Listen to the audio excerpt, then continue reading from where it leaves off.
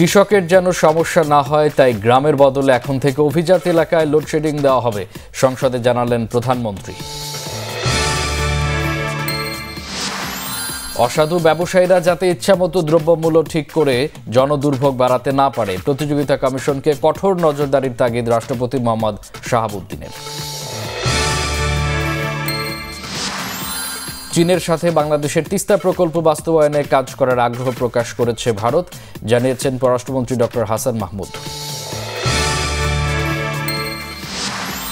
19 শর্তে বিএনপিকে নয়াপল্টনে সমাবেশ করার অনুমতি দিয়েছে ঢাকা মেট্রোপলিটন পুলিশ ডিএমপি। ভোটাররা এখন ভোট কেন্দ্রে যায় না, এমনকি আওয়ামী লীগ তাদের নেতাকর্মী সমর্থকদের কেন্দ্রে নিতে পারেনি বলেছেন বিএনপি নেতারা। চিত্রনায়ক সোহেল চৌধুরী হত্যায় আজিজ মোহাম্মদ ভাই, বান্টি ইসলাম ও আদনান সিদ্দিকীর যাবজ্জীবন কারাদণ্ড। চট্টগ্রামের পতেঙ্গা এলাকায় বিমান বাহিনীর প্রশিক্ষণ বিমান বিধ্বস্ত, pilot squadron leader Asim Jawad নিহত, পাইলট উইং কমান্ডার সায়েম হাসপাতালে। গণসংহতি আন্দোলনের নেতৃত্বে ছাত্র জনতার ব্যানারে রাজধানীতে মার্কিন দূতাবাস ঘেরাও কর্মসূচি।